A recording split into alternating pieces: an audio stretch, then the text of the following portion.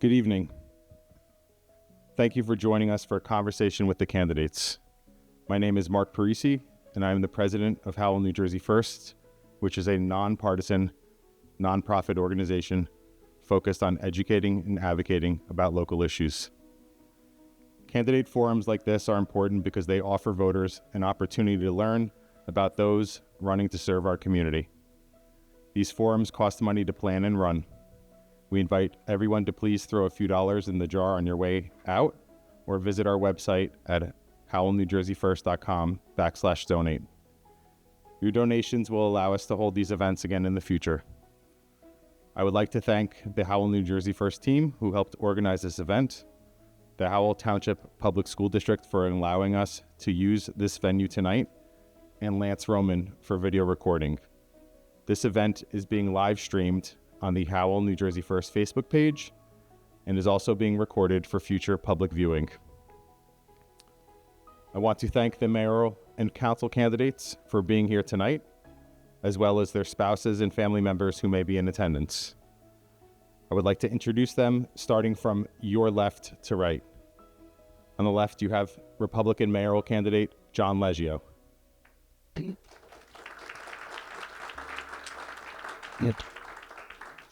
Sitting next to John is Democratic mayoral candidate John Hughes.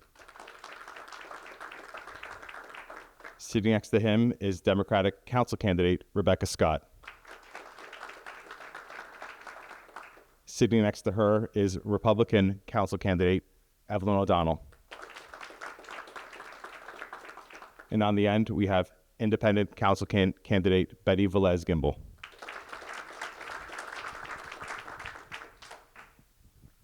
At this time, please silence your cell phones. We respectfully request the audience refrain from making any audible comments or outbursts in support of or in opposition to any statements made by the candidates. Anyone who causes a disturbance will be asked to leave. We also request the audience refrain from clapping after any candidate makes a statement or answers a question. So let's give them all a round of applause now.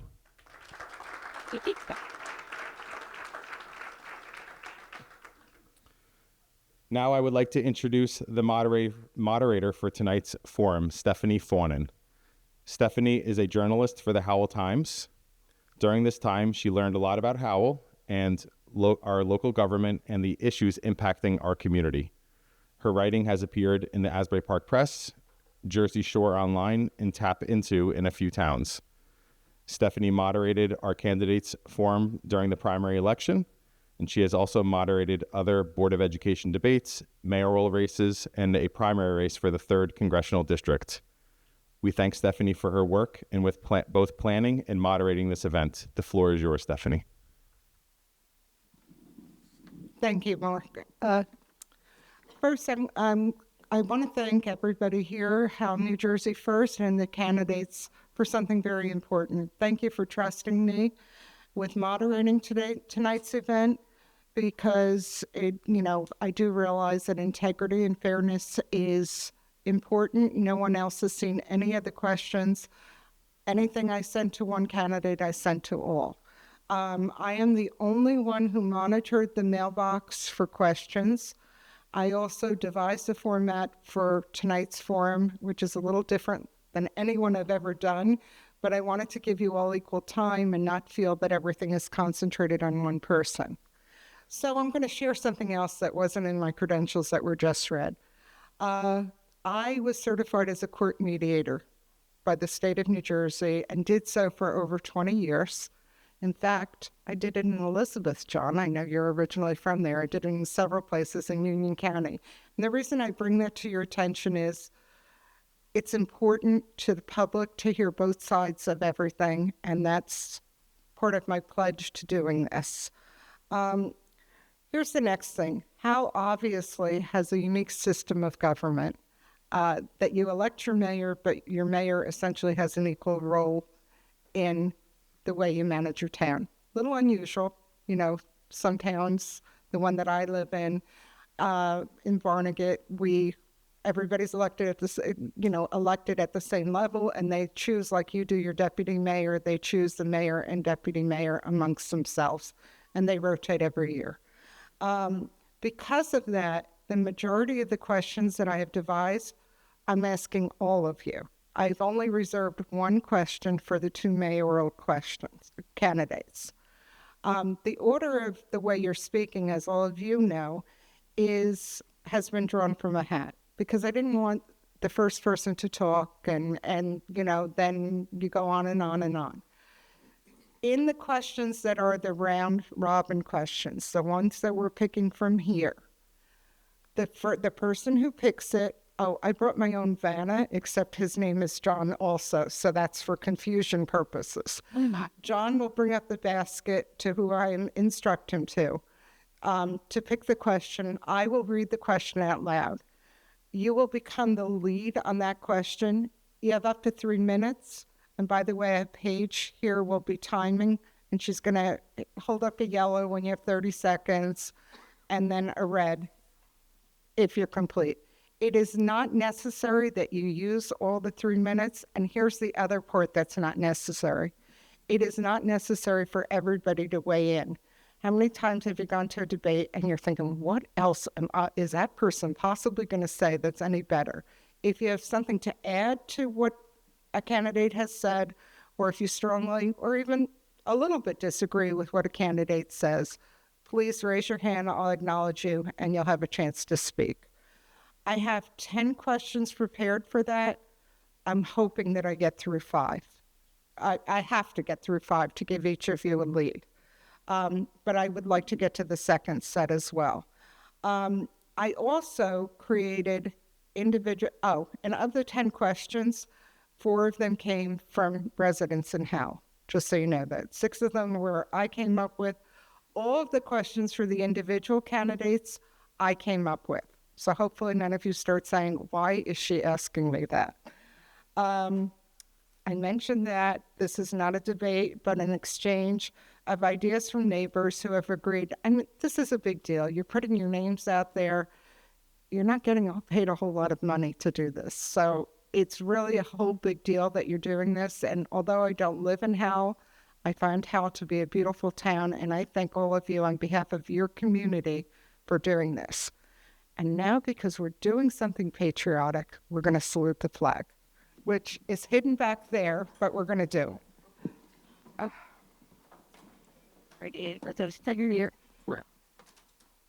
I pledge allegiance to the flag of the United States of America and to the republic for which it stands, one nation, under God, indivisible, with liberty and justice for all. Okay, I feel like I should say play ball, folks. Okay, the first part of our forum, it begins with opening statements. This is one part that I did divide the council members and the mayoral candidates. The first person, hold on 1 minute, to give an opening statement will be Betty. Sorry.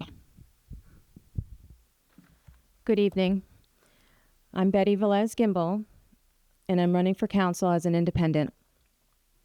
I want to first thank Howell and Jay First for planning the event and giving us all an opportunity, and also Stephanie for all of her hard work. I'm the proud owner of Squonkam Brook Farm, a dedicated educator and school counselor for 28 years. I fell in love with Howell as a child and was determined to own a farm here. For nearly 20 years, my husband and I have been proud to call Howell our home. My deep connection to Howell, combined with my passion for preserving our town's rural charm and ensuring sustainable growth, inspired me to run for council. I've spent the last 2 years fighting against the irresponsible development of a massive warehouse on Victory Road. I led this effort and am grateful to the planning board who denied this project about a month ago. I've also led the effort to advocate for our farming community, to hold events so that they can remain economically viable and flourish in Howell for generations to come. I've spent countless hours learning about the local issues and have attended many public meetings to advocate for change. It was never my plan in life to run for elected office, but the experience inspired a calling within me to serve. I've been a registered Republican my entire adult life and chose to run as an independent to be the voice for everyone. Council member is Rebecca Scott. Good evening, everybody. Thank you, Howell, New Jersey first. Sorry. I just want to thank everybody for coming out this evening. I have been a resident of Howell for 8 years. I moved here with my husband and 3 children. I have enjoyed having my home with preserved space behind us. We enjoy going to the farms and being involved in the community. My children play soccer in the community. My daughter does gymnastics here. We love the schools here. And my desire to run was just to continue to keep that all intact and be able to stand up for my neighbors, my friends, and my children. Thank you, Rebecca. Evelyn O'Donnell, please. My name is Evelyn Malsbury O'Donnell. My father sold a farm in Millstone when I was 4 and bought a farm in Howell. And since then, I've been very fortunate to enjoy all of the aspects of living on a farm. As a child, I was in 4-H. I loved horseback riding. We did rodeos, gymnastics, and the 4-H club was the Rough Riders. And I have to say that growing up in Howell and on a farm is really a magical thing.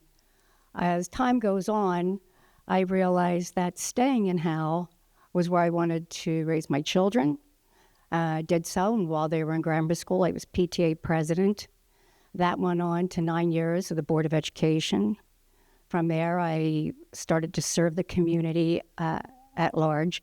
I joined different committees. I was a member of the Planning Board, the Zoning Board, and served on various other boards and commissions. If there was something that I wasn't appointed to, I went to the meeting because I was eager to learn. You don't have to be a member to attend a meeting. They're all public. So what I will say is that I'm committed to this community, have always been and will continue to do so. So I thank you for the opportunity to continue to share my ideas and your ideas as we continue to grow in Howell. Thank you. Thank you, Evelyn. John Hughes, please. Good evening. Good evening. My name is John Hughes. I am running for mayor in this town because I moved here 7 years ago with my wife and children. And like others have said, we moved here because of great schools, great activities, and the community that's here. I'm running now to help preserve that. We've seen a lot of overdevelopment. We've seen warehouses come in. We have seen trees being cut down all over. And we need to do something to change that. I grew up in a town in Atlantic County called Eggerbrook Township. It was much like Howell when I grew up there. Now it's a bunch of McMansions. The woods that I used to play in are all big McMansions on tiny lots. Half of them are unoccupied. That's what happens when you don't check development. And we need to be doing that here. We need council that will lead that fight to help us grow to the community that we are, not a community like Edison or Staten Island, where we're going to have homes right next to each other, right on top of each other. And that's what I'm bringing to the table as your mayor candidate. Thank you. Thank you, John. John Leggio, please. Good evening, everyone, and thank you for coming. Stephanie, thank you for hosting this. Howell and Jay First, your team, for setting this up and making this possible for the residents. I think it's important that everyone gets informed. I'm here tonight on the stage with my fellow candidates. I want to thank my family for supporting my decision to run to be your next mayor. And I also wanted to teach my 2 sons a valuable lesson in life that if you believe in something and you want change, sometimes you just step up and be the change you want to see. And I'm not happy the last 10 or so years being here. So my family moved here in 1986 from Elizabeth, New Jersey. We moved here, great school system, safe community, quality of life, a lot different from the city life of Elizabeth, New Jersey. And I went on to own and operate my own landscaping business for over 25 years. I know every square inch of this town all too well. And over the years, I've become lifelong friends with my residential and commercial clients. I have also been on the planning board, 2020, 2021, all for a year, 23 and 24. So I see what's going on as far as with the warehouses and some of the development that's, has been presented. Some projects denied, some projects yes. A lot of moving parts with the planning board, with the municipal land use law. So we'll discuss some of that later. That I neglected to mention, I think I've mentioned it to all of you, but I want to make sure that the public is aware of, and you just reminded me of it. One of the things that we want to keep in mind, I carefully designed the questions that I wrote, but in some cases, we have John Leggio, who's on the planning board, and we have Evelyn O'Donnell, who is a current council member. I don't want anybody to misread if they choose not to answer a question during this section, the next section that we're about to, because I don't want you to create a conflict of interest in your current positions, okay? But I wanted to make sure that the public knows that. John Leggio gets the first question under this format.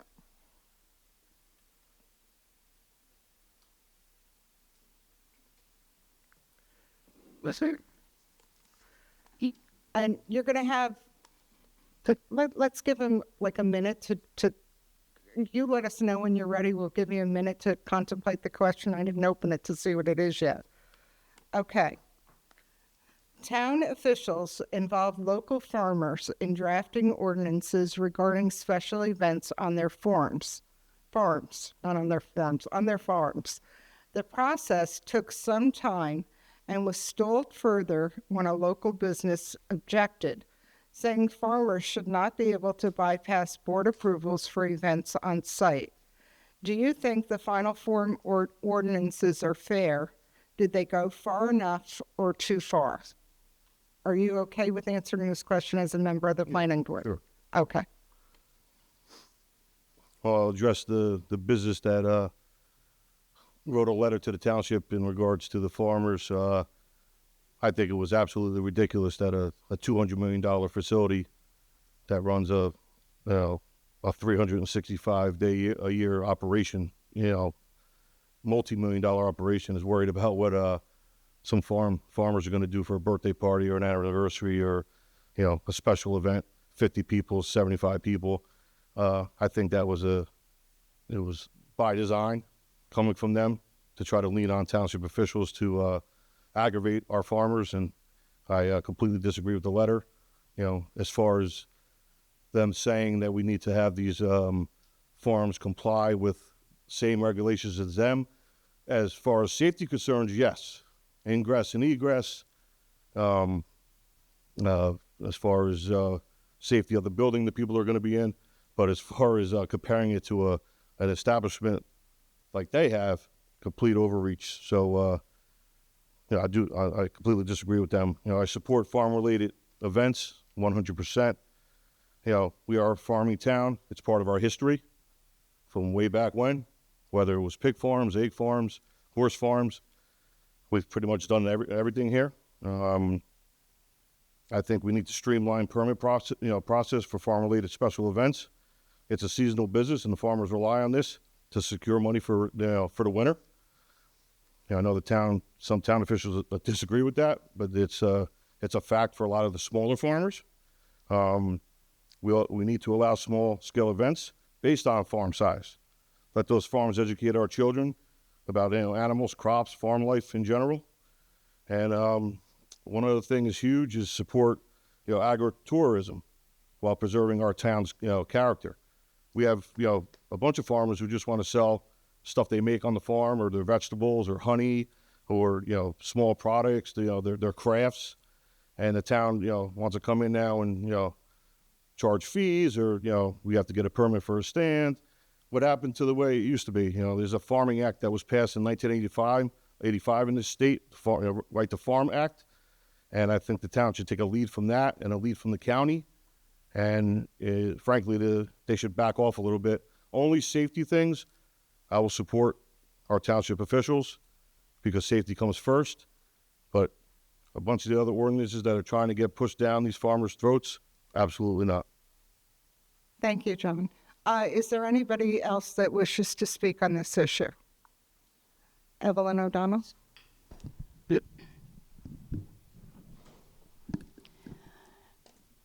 It is true that with special events came additional responsibility. Unfortunately, when the state said that this could occur, no rules or regs came with this. So we went to the county for their input, and the county has advised us and the farmers at various meetings that they're going to have to abide by the different rules that apply if you're going to have somewhat of I'm going to say a business type related thing.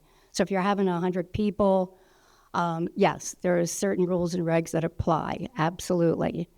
And not just for safety, but we also have to be concerned with other businesses. And there was a business that did write us a letter who couldn't understand that if somebody could have an event for 150 or 200 people, why would they be able to circumvent all of the things that they had to go through for their events? So it puts the township in a quandary in that we really can't treat everybody differently. Now, be mindful that the Right to Farm Act has never, ever been impaired or impeded. The Right to Farm Act stands firm and has always been the case. We still have farms that put their eggs at the end of the driveway, their tomatoes at the end of the driveway, and we're all used to that, and no one's making a fuss over that. I will say, as the time went on, and we did have the farmers come in, we were trying to come up with ideas that would be favorable to the farmers and that would fit the law and the statutes, that it became somewhat of a quagmire. We had, for instance, at least 12 ordinances that was refused by the farmers, so no ordinances went through. So in the case of one of the farms, they agreed to have like 30 people at events. So we introduced it in November. We could have voted on it last December, and they would have been having events all year. However, it was denied by the farmers. Anybody else wish to comment? Betty? The ordinances that you refer to at the start, those proposed ordinances for 30 people, that was in desperation that the herbery was an agreement to. Those proposed ordinances were far-reaching government overreach, and it stifled growth. And the special occasion events are not the only things that we're talking about here. We're talking about direct marketing, and the administration has put a stop on all direct marketing. That is not the intention of the state. The intention of the state was for us to sustain the farming community, and the municipality was to work with the farmer to develop the site to ensure the health and safety, but only if necessary, then zoning approvals. So the administration has stated that a farm could have 365 events when that is incorrect information. Only 49% of the annual income can come from ancillary events. 51% of the agricultural output of the farm is to sustain the income. So the problem here is that the administration does not know farming. And at this point, everything was so mixed up at the start that the farmers tried to collaborate so that we could all understand where we were moving forward. And there were changes. There were changes to the ordinances as we moved through, and then all of a sudden, they stopped, and things were reverted. And the administration admitted to being schooled by a lawyer from the Eagle Oaks. Your administration has been discussing this with attorneys, township attorneys. How is it that an outside attorney knows more than our inside attorneys? I find that to be an issue. Thank you, Betty. Anyone else wish to speak on this? Okay. Rebecca Scott, thank you. I'd just like to say that I think that it is important that the farms do get to hold events, whether they be weddings, special events, whatever they decide is important to their business. They are the livelihood of Howell. They are the backbone of Howell. So we need to help them in whatever ways are possible to help maintain their income. And it's a great thing to do for the town. I love taking my kids to events. I buy honey from them. I buy from vendors. It's a nice day out. I have chickens of my own, so I also appreciate having the farmers. So I definitely think there's ways that we can work together with the farmers and the council members where it is beneficial for everybody. We just need to compromise with each other and really be open-minded about it and not name call. Thank you. Thank you, Rebecca. John Hughes? So I don't know farming like they do. What I do know is that our community all the time talks about how we want to preserve our rural culture, our community of having these farms and where the town came from.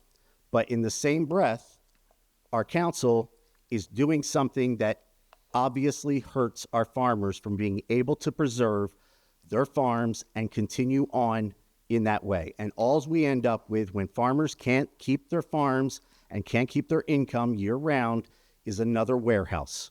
And we don't want that. And that's what we need to be focused on. If we need to make some concessions to be able to help the farmers to keep their farms going and viable, then we need to do that. And I don't think the ordinances went far enough to that. Thank you, John. Evelyn O'Donnell gets the next question to pick.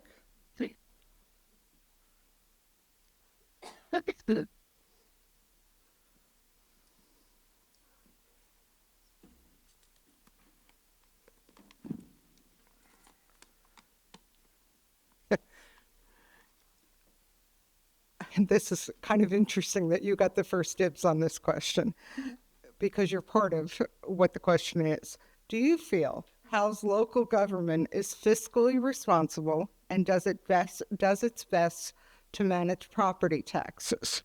If yes, please elaborate. If not, how would you work with the council to ensure community needs, or how are you working with the council, since it's you, to ensure community needs are met with the lowest possible tax burden?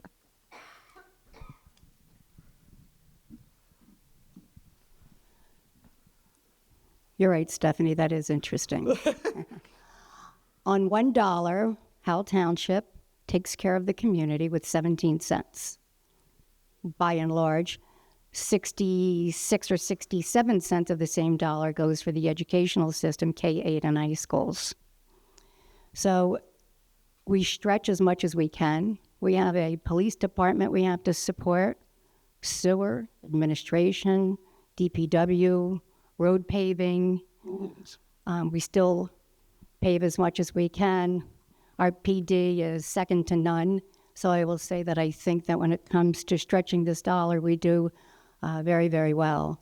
We take advantage of grants when they come up. If we can preserve property with grants and with the county, we certainly take advantage of that. We continue to preserve farms and open space.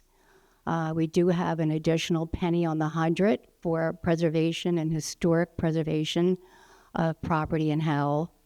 So 17 cents of every dollar is a far cry from what everyone else is getting on your dollar. We simply collect the tax. We don't get to spend it all. I wish I could say that every dollar is being used directly for the citizens of Howell, and indirectly it is. However, we don't touch it. So we are doing, in my opinion, pretty well on 17 cents of the dollar. We don't have garbage pickup, and I will say that if the community really wants something like that, we investigate that cost every year. And the last time we investigated, I believe we were about the $5 million mark. So we're happy to do it, but I personally don't want to pay a ridiculous amount of money. I use a private service, and I write a check quarterly to Field Cartage. I mean, there are things that we don't have simply because it would be an exorbitant amount of money. Garbage is one of them. I think that that's, in my opinion, that's a small price to pay for everything else that I feel we get. We still have nice libraries. We have beautiful parks. Community is expanding everything that we offer, from summer concerts, movies in the park. PBA is even joining in on our events. They now have their beer tent and wine tent that are, actually it's a rolling model, but we're trying to engage as much of the community as we can and have as many events as we can. We just had Fall Fest with the Optimist Club. They did their car show. I think it was a huge success, as well as Howell Day. So trunk or treats around the corner. And we will continue to expand as much as we can, being cost effective and responsible. And we offer as much as we can depending on the dollar. But we take advantage of every opportunity, such as grants and other things. Thank you. Thank you, Evelyn. Who would like to respond? John Hughes? No, I do not believe that our council is fiscally responsible. And I'm going to back that up with some numbers. In 2022, the revenue generated was 106.6% above budget, meaning there was a surplus of $4 million. In the following year, in 2023, all four Republican members of council voted to increase all of our property taxes by an average of 4% per property owner. That is fiscally irresponsible. We did not need an increase in a year when we over-exceeded revenue based off of budget. We already were taxed at an acceptable rate. Now this year, because someone is running for re-election, we got a 0% property tax increase this year.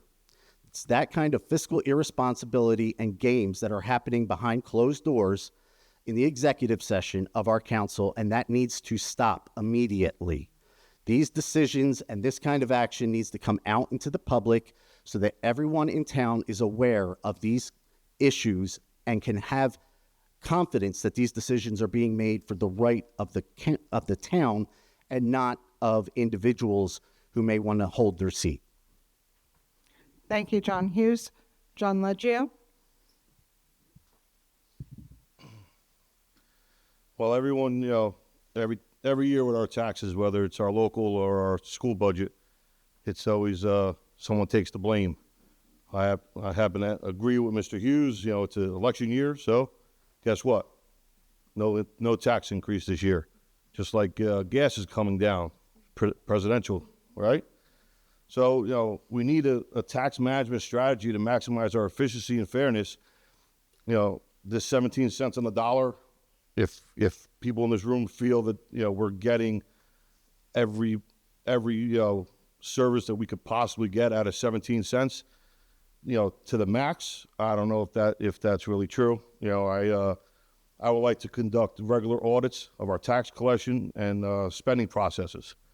I want to provide a clear, accessible reports on how property tax revenues are allocated, and we need to seek innovative ways to reduce cost without compromising, service of quality.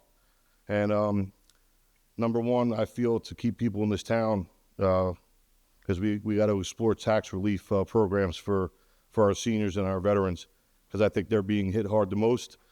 And young adults that would like to stay here after they've, maybe graduate college or their parents decide they've had enough here, paying taxes for the last 30 years, 40 years, and they can't stay because it's just, it's unaffordable. And I could tell you my two sons will not be staying here if things continue to go the way they're going, not just in Howell, surrounding towns too.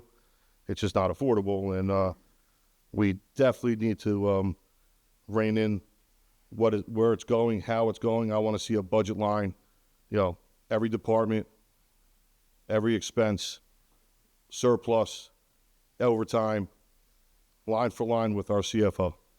Thank you. Thank you, John. Betty, please. Yes. I'm in agreement with both Johns. The narrative of the administration has been to stabilize the taxes via, development and rateables. And the answer to that has always been warehouses and storage facilities. Yet our taxes continue to increase despite. I am in agreement with the line-by-line analysis of it. I've seen a lot of other quote-unquote expenses on the budget. I'd like to know what those other expenses are. I would also look to audit of the contracted legal work given to the law firms, explore the cost effectiveness of hiring in-house legal associates, paralegals, holding meetings with administration to review efficiency studies and steps being taken on those recommendations. I certainly would have opposed approving a manager contract with a $35,000 raise up to $195,000, plus a 3.5% annual union raise, the very raises he negotiated with the labor union. Find that interesting.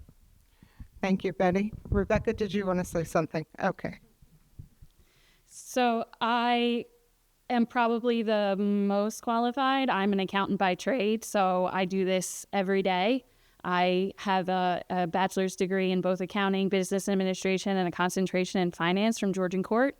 I am an accountant every day. I do quarterly reporting. I budget expenses. I do cash reconciliations. I can look at everything and analyze it appropriately. So I also think that we should definitely be looking through it and figuring out where the money is going and how to reallocate it to best support our community. Thank you, Rebecca. Rebecca gets the next choice in the basket.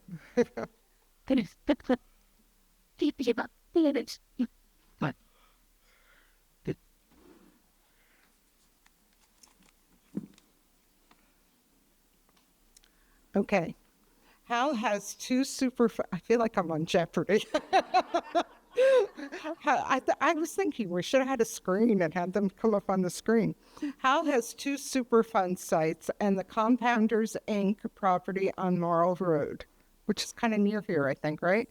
Now under federal oversight after hazardous waste was found. As a council member, how would you ensure prompt resolution of the Compounder site and improve tracking and management of known or suspected hazardous waste sites in town? I think I drew the short straw. So this, I would say I don't have a lot of experience in, and I would need to learn a lot about this specific topic. I would hope that we could do a better job of navigating where things are going, how we're tracking it, making sure that hazardous waste is contained. Growing up, I lived in Toms River and we have Sibagagi there, and my mother worked to make sure that our well water that was contaminated at the time, that we got city water to our properties because our neighborhood was not great. She did that without knowing what she was doing. So if I take, a lesson from my mom, I'm going to learn what's wrong and how to fix it. Thank you for your frankness, Rebecca. Does anybody else want to comment on that particular question? John Leggio? I don't know how many sites we have in town that are super, there's a few that already have been taken care of and capped.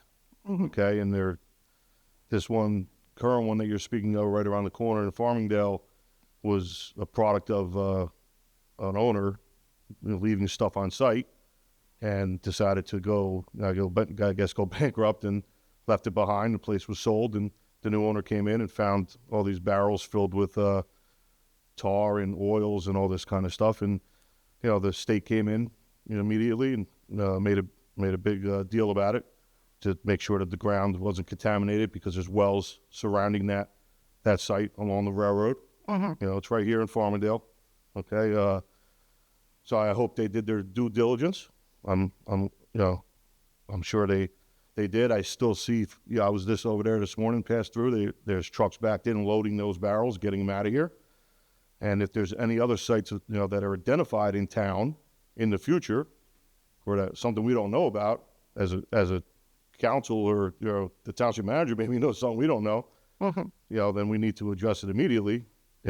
no matter what part of town it's in, but more importantly, if it's anywhere near the Manasquan River, outlet. So, Anyone else care to comment on that particular question? Evelyn, please. With regard to the Mayoral Road site, I will say that the state was supposed to be tracking. The state was supposed to have monitored this, and the state just let us down. So now that it was the fire, and that drew all the attention to it. As it turns out, luckily, the drums are not filled with chemicals that are carcinogenic. So we were fortunate in that regard. However, when the state is in control, and they are, because we could not be, statutorily we don't have that obligation, nor are we in a position to do it accurately. However, the state really let the ball, not just lost the ball, I'm not sure they ever had the ball. So luckily, in a sense, that we are now working very closely monitoring the state, because the state doesn't seem to know how to monitor themselves. So hopefully we don't run into this again. But I will tell you that the well water, Howell Township has so much water in the ground. It's not just the Manasquan. We are heavy laden with water in this town. I think you'll see, if you look at any map, all the small brooks, and every time you hear an application being done, there's category 1, 2, 3 streams, and different regulations for all of those streams for environmental protection. So it brought forth, I think, something that was very important in terms of making sure the state's doing their job. So we are, and I say we as the administration, is being very careful to ensure that they are actually doing all of their jobs with different sites. And I'm much more confident that we have at least eyes on, and Trenton knows we're watching. Thank you so much, Evelyn. Anybody else want to comment? Okay. The next question Betty's going to pick.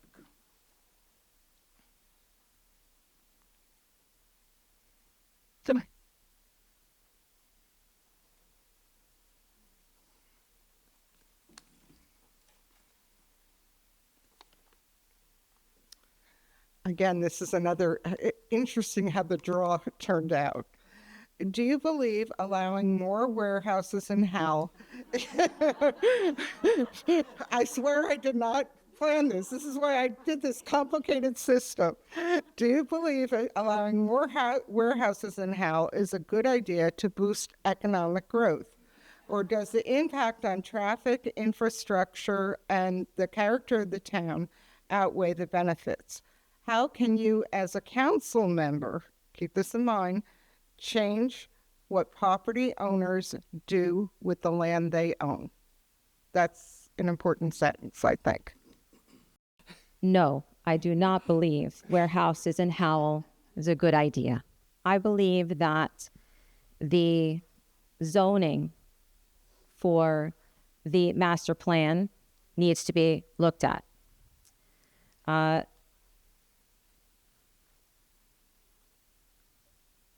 There was a plan re-exam in 2019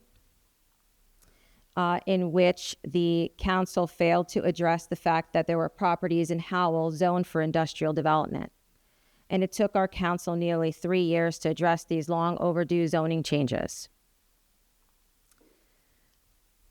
So with the warehouse on Victory Road and also the Commerce Center, these warehouses posed an incredible strain on the local roads, in which the planning board unanimously denied both the Monmouth Commerce Center and also the Victory Road warehouse.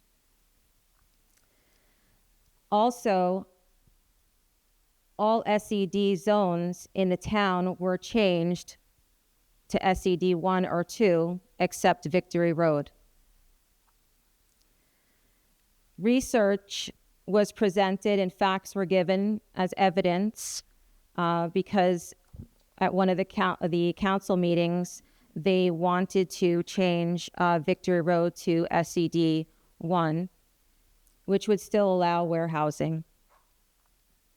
I believe that there was an inaccurate picture of Victory Road, and as a result, despite the strenuous objection, if I had not done my homework, council would have changed it to SED 1 rather than now to ARE 6.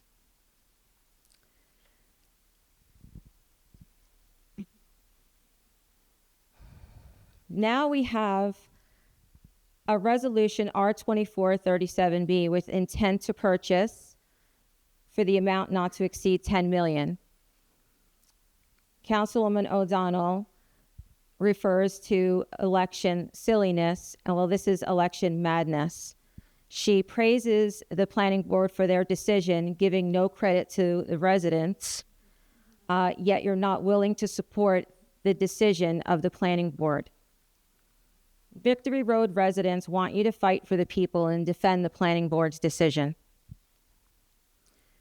not to burden the taxpayer with an almost $10 million purchase for a property Thank you, Betty. that is not assessed at that at all. Does anybody else wish to speak on that? John, before you speak, John Leggio, Listen, I know my role as a planning board member. okay. Because I don't know Listen, where we are in the process as far as whether it can be appealed. And well, even as a moderator, I feel it's my obligation to point that out to you. But if you want to speak, it's up to you. since I've been on the planning board, 3 applications were denied due to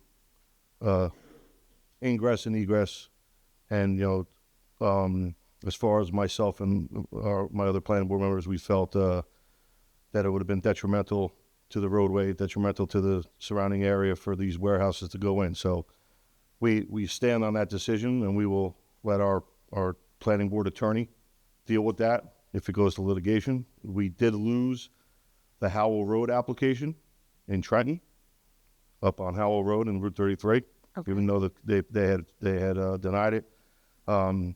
Master plan in 2019 was redone, and a recommendation was made to the planning board. We looked at the changes that were made, and we felt that some of the changes were good, not all of them. And in regards to Victory Road, that was grandfathered in for whatever reason. Okay, so we had to deal with that as far as it being grandfathered. As far as these large-scale developments and warehousing, I think we need to implement stricter regulations on the size and location of all development, and we need a comprehensive impact studies before approving any large-scale projects moving forward. Being a planning board member, if I stay a planning board member, so I would like to. If I become mayor, I'll just appoint myself, because I feel that our council doesn't do its due diligence as far as picking the right residents for zoning or planning. Some of those picks are just to fill a seat, and they don't bring any substance or any kind of ideas to those boards. They're just a yes or no vote, and I am quite tired of that, to tell you the truth. Thank you so much, John Leggio. Anybody else want to speak? John Hughes? No, I do not believe that building more warehouses would help us fiscally in any way. Currently, we have warehouses that are unoccupied. They can't be rented. We're just building them for the sake of building them before they're trying to get them built in before the next master plan is changed. Right. And that's going to happen because everyone is unanimous in this fight. No one wants these warehouses that are just bringing 18-wheelers onto residential streets, driving by schools, the traffic, the noise, the destruction of the roads. Nobody wants that. That is not a good fiscal plan. We have other options, and we should be putting more of our effort into rehabilitating and revitalizing Route 9, which used to be our business district and is now sitting with abandoned stores up and down, because you will hear that Howell is bad for business. And we need to change that in all areas. We need to fix that. We have 2 areas, 33 and Route 9 that should be our commercial districts. We should be keeping these large trucks out of residential and farm areas. This is not a solution to our fiscal problems. Thank you, John Hughes. Yep. Yeah, Rebecca. I couldn't tell if you were saying no or yes. Rebecca, please. So I also agree with a lot of what everybody has said. The warehouse directly affects me. I live on Fairfield, and my husband and I were late to the game when they purchased the property on Fairfield. We didn't realize what was going on. Now we deal with the 18-wheelers going up and down our street. There are 2 more older warehouses that are currently up for sale, and the property across from the new one is also for sale. So it's not great for my family either, and it directly impacts me, and I hate it. My house shakes. It's not great with them going up and down our street. My kids play outside. It's fun to toot the horn, but that's about it. Okerson also is up for warehouse. I think that we should appoint people who actually care about what's going on in Howell, not just the yes or no votes. Both to zoning and planning, those two go hand in hand. You need people to scrutinize what's going on and really look at the ordinances and what can go in there and figure out ways if it's not best for our town. And as John said, Route 9 is the hub. That's where we should be getting businesses to come back to. It is a main throughway. That is the road meant to be driven on by those big trucks. The little side roads, definitely not. They can't make turns. They hold up traffic. They're prevented how school buses can't go through. It's just a big mess. Thank you, Rebecca. Now you get to talk again, just so you know. She wants to. I really wasn't going to go back and forth. Didn't you speak on this? Oh, Evelyn, I'm so sorry. Fine. Sorry, I thought that you did. Well, been a lot of information so far tonight. Yeah. I will say that we did pass an ordinance and warehouses are banned. So the ones that are being heard now are ones that came in prior to the ban. Some of the warehouses that exist today, we're trying, I say we collectively, administration and council, are hoping to change some of the uses into some flex space and other things that would not be warehouse.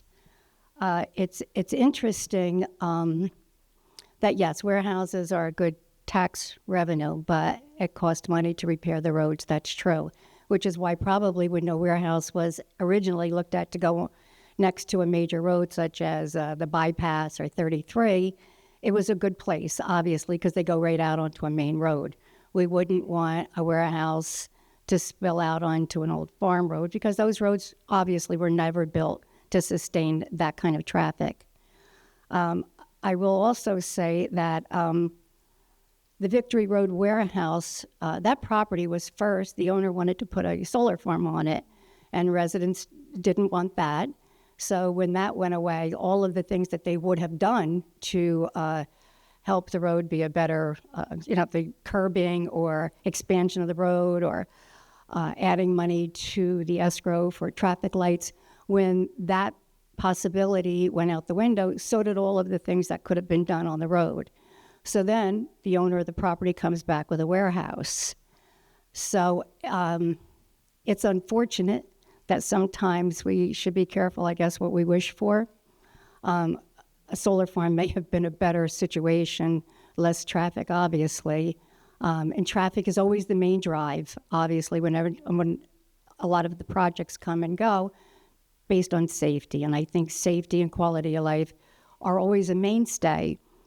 When things that are grandfathered in, they have to be heard. But we are very much trying to get them to look at flex space instead. Thank you so much, Evelyn. The next portion of our program are individualized questions. I want you to know where I got the questions from. I did not get them from the public. From reporting here, I knew some of you. There's nothing personal. I don't want you to think anything's personal. But I looked at websites, I looked at Facebook pages, and that's where those questions come from. Rebecca, you're first. And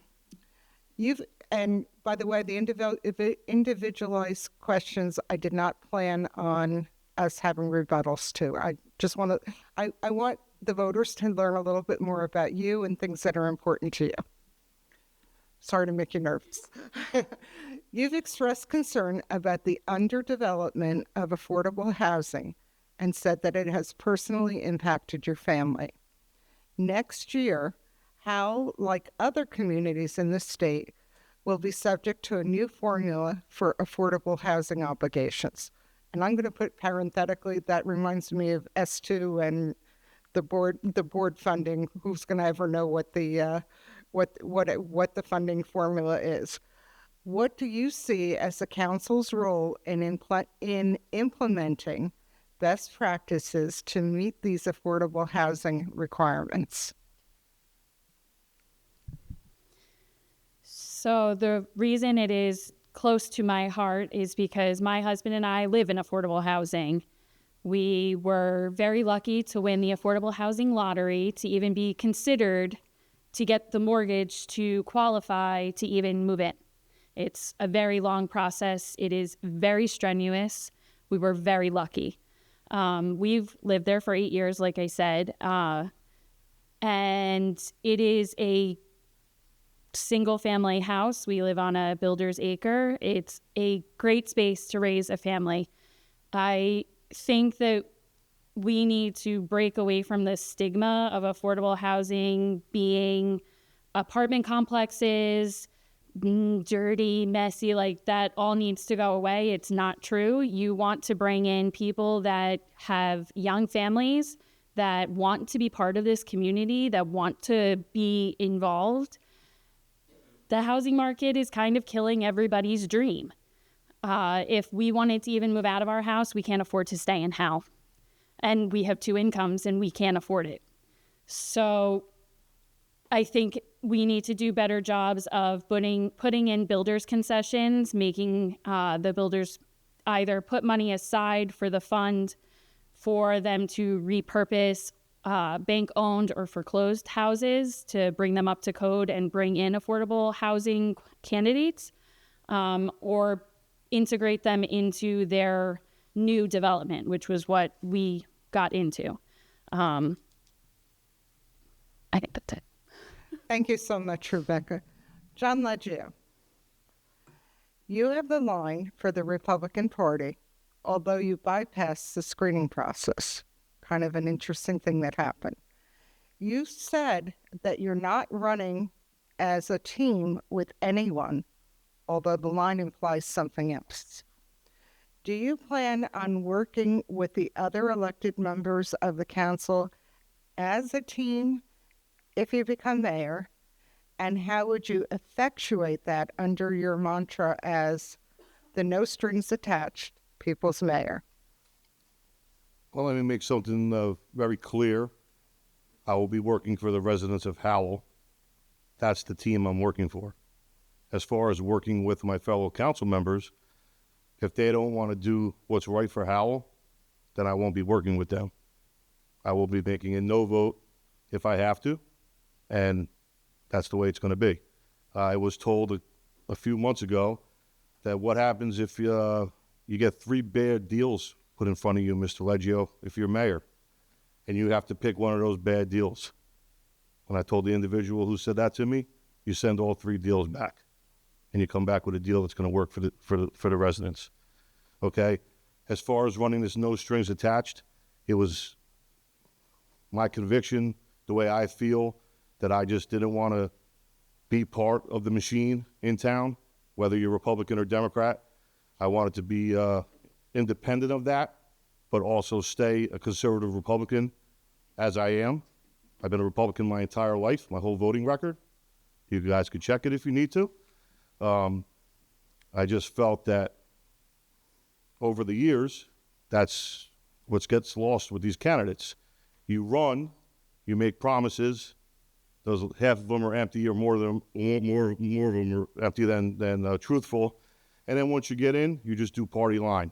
And I am not about that. I'm about serving our residents, and that's why I ran that format. And as far as working with everyone, we will see how that's going to go. And if I have to buck my own party, yes, I am going to buck my own party to serve the residents of Howell as your no strings attached candidate. Hey, thank you, Mr. Leggio. John. Betty, you touched on inadvertently the next question. You were involved in opposition to the proposed warehouse project on Victory Road. Township officials have discussed authorizing a letter of intent to possibly purchase the property for up to $10 million. The goal would be to create revenue through a solar lease and potential housing uses for the benefit of residents. What do you think of that idea?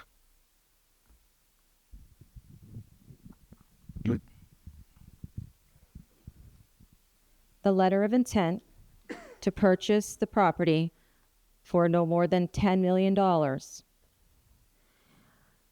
is absurd, in that if you take a look at the assessed value, now ARE6, of that particular property, it's $192,000 for 20 acres. Behind me, the Monmouth County Preserve Park purchased on Maxim Southard 27 acres, and the purchase price was $111,000. The Monmouth Commerce Center was denied by the planning board, and the appellate decision, the trial judge agreed with the planning board's reason for their unanimous denial, and the appellate court upheld it. Okay, the residents as objectors with legal counsel. Victory Road Warehouse with active acquisitions. The planning board unanimously denies it. Victory Road has objectors, legal experts, traffic experts, engineer experts, septic experts, to the price of $83,699.26. Okay? You're willing to back the planning board's decision and take the victory from Victory Road residents, yet you're not willing to back and defend their decision here.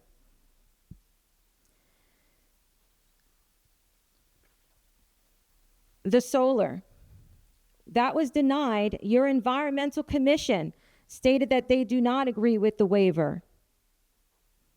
It would be a loss to the town on an environmental basis. Also, the Shade Tree Commission. There are articles now that talk about solar generation facilities and the lack of data for fire hazards. There's been 155. And I'm not sure if you're aware, Evelyn, that behind this proposed property for the solar, there is a New Jersey natural gas liquefaction plant. Okay? Would not want that next to a potential fire. I am just going to ask that you not Sorry. direct the comments. Apologies. Okay. Apologize. And right on the opposite side of the 8 acres are also warehouses on Oak Glen, and there are 2 more proposed warehouses. They've been approved by the zoning board. So there is no buffer for Victory Road residents should those trees completely be cleared to put solar. So we're talking about a dangerous situation and also a quality of life, loss of a quality of life for the residents on Victory Road. Thank you, Betty. Number 4, Evelyn. As the only incumbent here, you have the opportunity to run in your record and also have it used against you. Please share a project you have spearheaded that you feel has contributed to the betterment of Howell and its residents.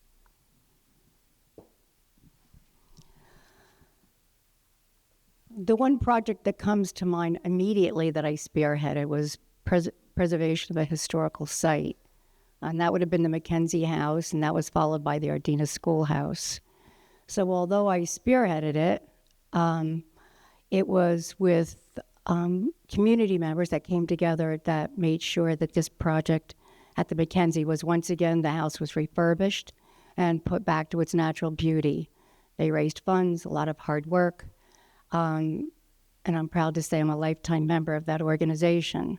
The Ardena Schoolhouse also is open now for the community, and I'm always happy that we can do something to preserve any of the history that we have in Howell. Although I am also very proud of the things that we're trying to do for veteran homes. And although that's not been spearheaded by me or anyone else that's in this room or in the last 50 years, I'm sure, everyone is always trying to do something for veterans. So we are vigorously looking to possibly take a portion of a property that we own and refurbish some homes with the intent of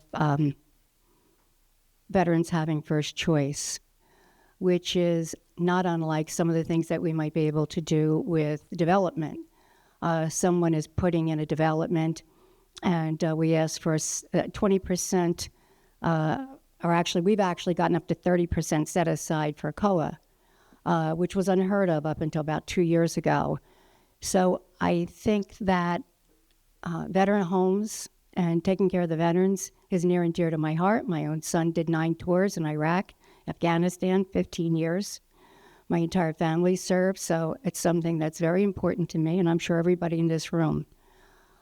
So that will continue on, regardless of who sits on the council, I hope. I hope everybody has the same heartfelt ideas that veterans are that important.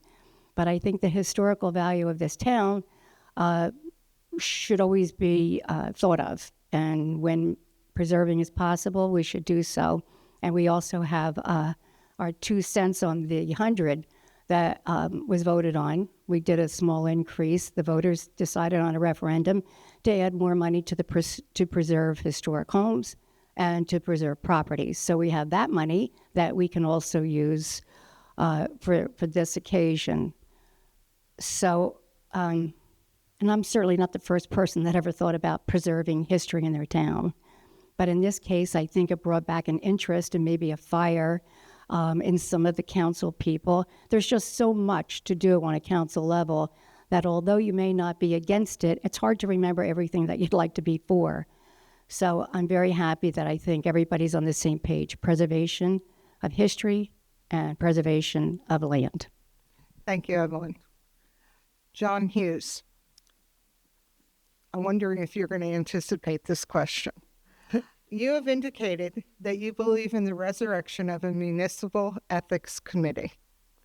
Is there something in particular, other than your professional background that I looked up, that makes you feel so strongly about this? And how would you go about doing this?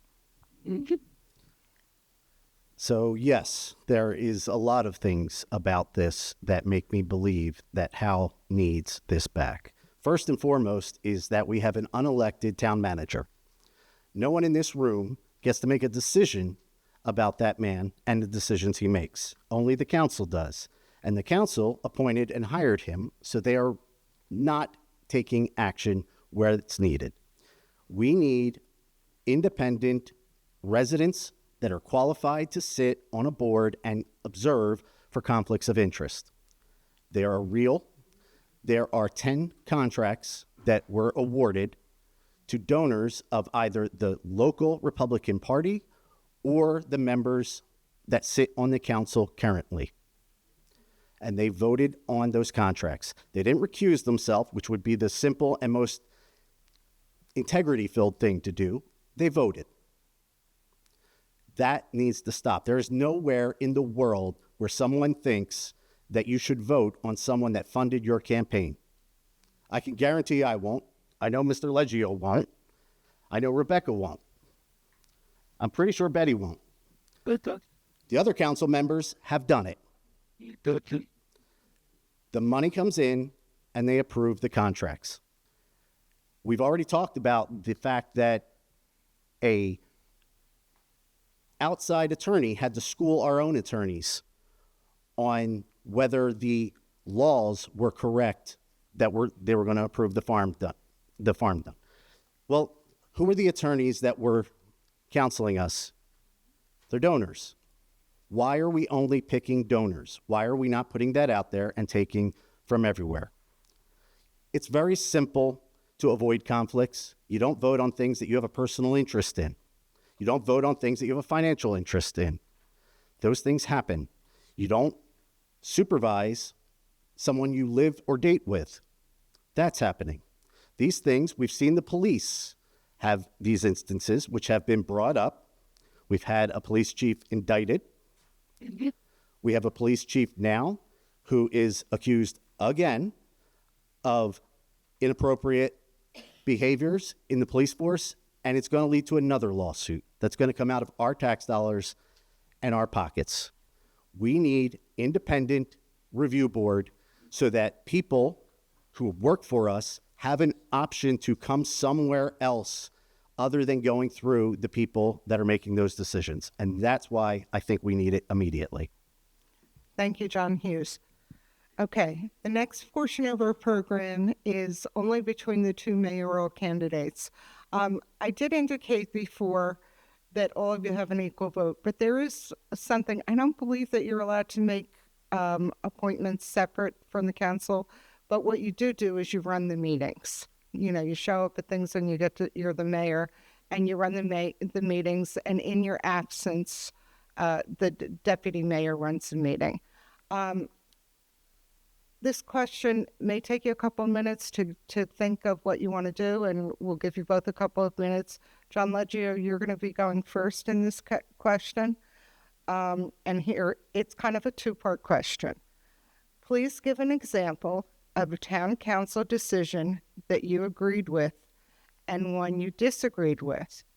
Explain why you agreed with the former and how you would have handled the latter. So if you want a couple of minutes, to think about it, we can wait for you. I can't say that I've agreed with a lot, the past several years. One that I 100% disagreed with, I think it needed more public input on, and it was the passing of this potential recycling center on Randolph Road down at the Howell South part of town, off of 547. This project was been going on, I think, since 2016. Former owner had a conflict, and ultimately that's why it never went through. New owners came in and made some deals with him to try to expedite it, and ultimately about a month ago, SWAC, which is our county board that awards those kind of contracts, is approved it, and our council should have worked a little bit better with the residents as far as the agreement that was made. I understand some stuff can't be discussed with the residents while it's in litigation and how the process is done, but I completely disagreed with it, and it's not gonna. I don't think it's gonna benefit the town much. I think it's gonna be detrimental to that area. That area is already a disaster for the Ramtown residents coming out of there every day, heading up to the Route 9 or to other schools. So that's the one I completely disagreed with. As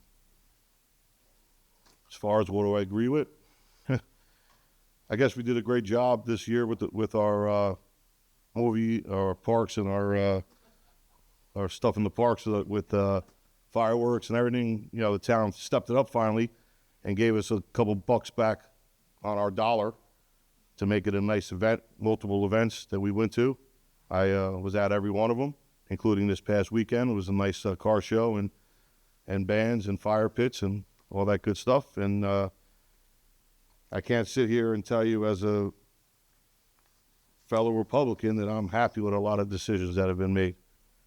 And I know that may upset some people, but that's just the way I feel. And I think a lot of people feel that way. And that's why we are at this crossroads with this election. That's why you had a Republican go against his own party because he's not happy with our leadership. And you have Mrs. Velez Gimbel coming out against a sitting councilwoman because she's not happy with our leadership. So, moving forward, I hope we're going to make some better decisions. Whoever on this dais up here is elected on November 5th. Thank you, John Leggio. You want to give John Hughes the question just so he sees it? Thanks. So I'll start with the one that I did agree with. During COVID, the council acted in the right way by allowing our local restaurants to set up outdoor tents, to serve food outside, and to have cocktails to go. That saved a number of restaurants in this town, and that was the right decision to make that change available to them. That preserved some really important businesses in this town. So that's the one I would have to go with that I agreed with. A recent decision I'm going to stick with for what I don't agree with. The decision not to use the allocated funds at Soldier Field to put in the restrooms and to instead move that money around into other areas, additional walk areas, parking, instead of what is obviously needed for all of the great events that Mr. Leggio was talking about. The events are tremendous. We have an absolutely great location, and we have what we need to bring the town together at one location where we can have special events, Howell Day, all the different things we can do, but we're making no inroads to put in either sewer or water there to allow for the bathrooms, and they would rather avoid it than go the way that needs to happen. It makes no sense. The funds were allocated from the county. We should just be using them for what we requested them for and not shifting them around because someone doesn't want to do this right now. If it wasn't the correct amount of money, well, then shame on us for not asking for the right amount of money. That's the town, again, being short-sighted in decisions that are being made. And I think it's consistent what you're seeing. They make these rash decisions, or how they come to the decisions is a mystery to most everyone because they're in back rooms. And that is a problem. And that is what we need to do different. And we need more transparency from our government. And these bad decision after bad decision after bad decision has to stop. Thank you, John Hughes. We are going to have time for a second round robin. Rebecca gets the first question. Pick better, Rebecca.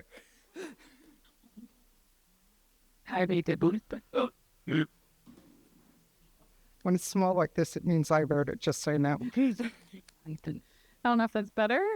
It is. No, I didn't write this one, but it's a good question.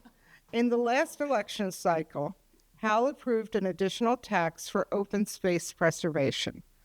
What areas would you like to see preserved with these funds, or what method would you prepare to determine the best usage of the funds? I have preserved space behind my house, so I think that's a huge benefit to quality of life. And I think most people should be able to experience having preserved space and be able to utilize it. I think to figure out where to get it from or what space to actually be preserving would be with surveys, finding out how it can best be preserved and if it's even possible to be preserved. And I think having more open spaces like park space, there's not a lot of parks for kids to go to in Howell, at least not in North Howell by me. There's one community that has a park that we all use, but it's a development park. So I think probably doing surveys and figuring out the best way, best spaces.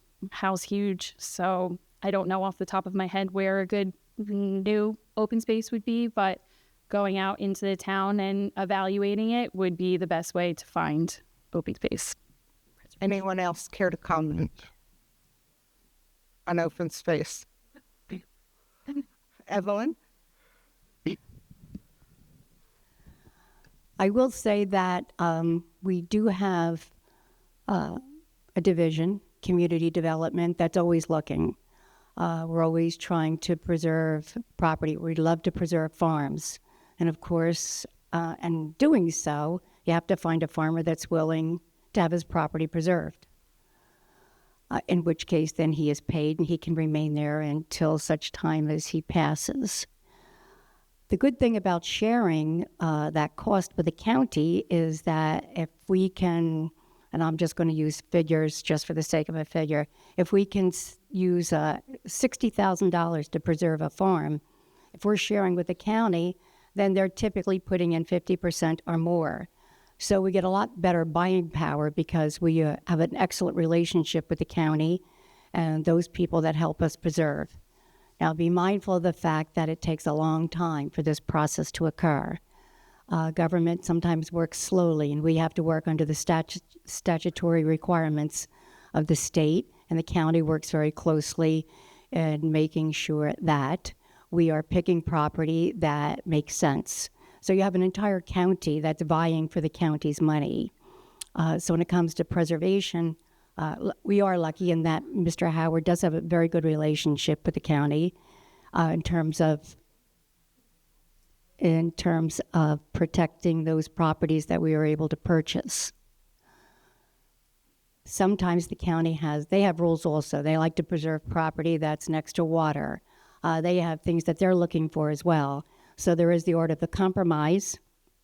When it comes to open space, there are rules that are attached to that as well. So maybe it's just simply inexperience of other people that aren't aware of the statutes. But at any time, the doors are open for information. So I would ask the people to also, try to get as much information as you can. And if you have something, please let us know that you're interested in having us look at.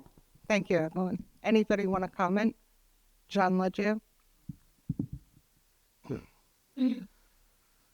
As far as our local farmers, unless you're wealthy, okay, and there's maybe a handful of farmers in this town that are actually created a lot of wealth over their career, you're not selling your farm to the county for like $17,000 an acre because you're not going to retire off of that.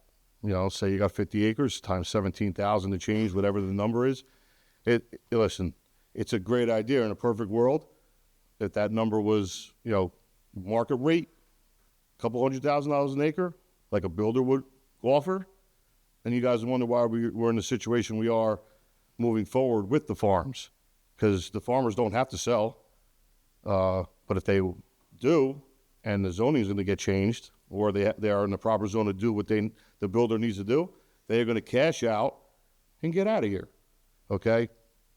Of course, we want to see more farms preserved, but under the current formula with the county and the state, like I said, this doesn't make sense unless you're a wealthy individual, and you want to just do that out of the kindness of your heart, and preserve the land, which has been done a handful of times in Howell Township by very generous individuals, and I thank them very much over the years. We have preserved hundreds of acres, but a lot of the acres that have been preserved over the years, I know that the town wants to take a victory lap and put up signs all over the place, 50-acre tract, 100-acre tract, whatever. A lot of these tracts are along streams and wetlands, unfortunately. So they were never going to get built on anyway, or they're attached to something that's not buildable, that's has the right to not be built on for 100 years or so. So natural habitats we need to preserve more of. That's what I like to get identify more in the town. That's really important, natural habitats, to protect those resources from getting touched. Thank you, John Leggio. Betty, I saw your hand. Okay. I do agree with John Leggio that we should preserve environmentally sensitive parcels. In fact, not to continually harp on Victory Road, but the Monmouth County Conservation was interested in purchasing Victory Road should the warehouse come to a denial. And the preserved land should be for the benefit of the community, to provide the much needed recreational areas for our families and for our children. And sharing the cost with the county obviously is a good way to go. But I do believe that not too long ago, the township had the opportunity to buy the Faughnan property for a little over $4 million. and that would be something that could have been developed for families and recreational facilities and whatnot. But I'm still stuck on why the township is willing to spend almost $10 million on wetlands. Thank you, Betty. John Hughes?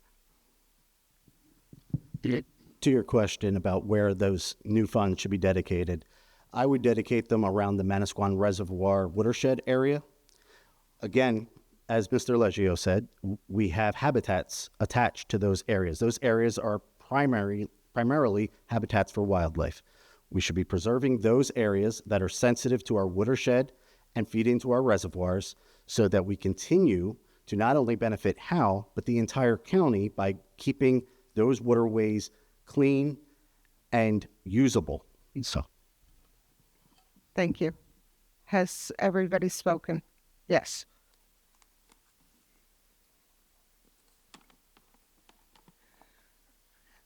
Many Howell residents have access to only one high-speed internet provider, which has been strained as more people work from home. New Jersey was just awarded $263.7 million in conjunction with a federal program. The acronym for it is BEAD, which stands for Broadband Equity, Access, and Deployment. How would you, as a council member, work with state and federal officials to ensure some of this money is directed to Howell to provide better internet access and reduce costs for residents? I want to add a disclaimer. This question was given to me very similarly to how I condensed it, but because I was unfamiliar with it, I researched it, and it seemed to me that it was targeting rural areas where there wasn't a lot of money. So I want to add that just as a precursor so you don't think I don't know what I'm talking about, because I don't. Okay. We don't think that, Stephanie. Thank you. I will say that COVID really spanked most of the rural communities when it comes to Wi-Fi. I personally had a terrible time but trying to maintain Wi-Fi. We're on Zoom meetings. I actually went out and bought another computer thinking that it was my computer. And after 38 phone calls to Cablevision, I found out that they had several homes plugged into one pole. So their infrastructure just stinks. However, you can't force someone to better their infrastructure. Just as we found when we were trying to get Verizon to come into the rural areas and offer Fios, they simply don't want to, and they won't, and they haven't. And we've been in talks with them during COVID, since COVID, and we will continue to talk to them, but we can't force them to do this. So in the interim, we still get bounced, and I find Cablevision is overworked, and they will not add to their infrastructure. Verizon has told us they will not be bringing in anything else to this, to what I'll call this side of Howell. They come up to Route 9, and apparently they've been pretty generous with the businesses on 9, and that's it. So it is, I have found it to be a terrible situation. We've gone to legislatures and still have no relief. So what the final answer will be, if I could do without Wi-Fi, I would ask everyone to just turn off your computer. And if they don't have the customers, maybe they would wise up. At this point in time, I don't see any relief from them offering relief. I think we're still going to have to keep fighting. And hopefully, no matter how much money we have, if we had all of the money, we're not in the business of the infrastructure and bringing everything into Howell, into this part of Howell. So it is extremely disappointing that businesses, are not sensitive to what, residents need. But that has been the case that we have found so far. So we continue talking. We continue speaking to, as I said, legislatures trying to get assistance. To this point in time, I feel that it has fallen on deaf ears, and that is very disappointing. We will continue, but at this point, I don't think they're going to give one penny to infrastructure, and that has been the experience thus far. Thank you, Evelyn. John Hughes? So this program came out several years ago. It was already submitted. It was a program for the states to submit plans for the spending. The states submitted the plan. None of it was allocated for Monmouth County at all. It was allocated for poor districts down in the further farm areas of Salem County. It was allocated to some northern farm and rural communities, and then for Newark. All of the money went there. Not a dollar went to Monmouth County. So they did have another program, which was the Affordable Connectivity Program, which was not funded by Congress and was stopped in June, which would have provided a $30 credit per household who qualified, which would have been a lot of residents in Howell. That program is no longer funded, so there is no money from this program. That money's been allocated. There is no additional money that's available. Now, to the bigger problem that we have a monopoly that controls our broadband, Fios did come in. They're no better. I had it up through my neighborhood. I know it's through Point of Woods. They're no better. The pricing was about the same. We need more competition. That's how you get it. If you don't have competition, you're going to keep your prices as high as you can charge. And how do we do it? The same way we do with every other business. We need to have conversations with business leaders to find out why they're not coming. And we need to talk to the BPU, not our state legislators, who actually regulate this area, and find out why they're not coming here. And perhaps they can assist us in getting other providers into town. Thank you, John Hughes. Does anybody else want to comment? Okay, that's fine. The next question goes to Betty.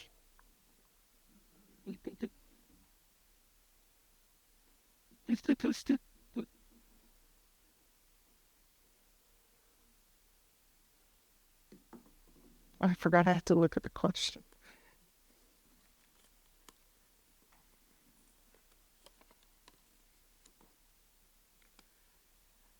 Howell residents choose their own garbage carriers, resulting in multiple trucks in neighborhoods daily. If the town negotiated with a single waste company, it could lead to better pricing, reduced truck traffic, and the inclusion of fees in municipal taxes, which of course means taxes would go up. As a council member, would you support this change, or do you prefer the current system? Please explain.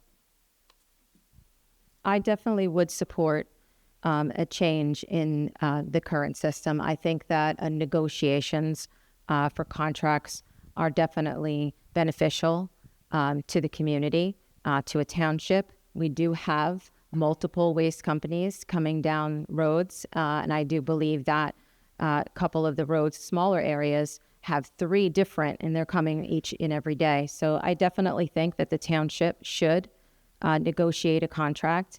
It is a large town, though, so there has to be possibly that we could negotiate with the 3 companies, I believe, that are out there, so that we could actually divide the town into sections in which the contract could be negotiated.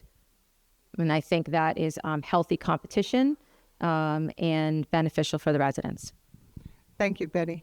Anyone else? John Leggio? Well, just like Betty said, obviously competition is what drives everything. So if we were to reach out to these, I think it's at least 3 companies that come into town, might be 4, and we make the deal and we tell them, listen, you want to do business with us, then you make it sensible for the residents.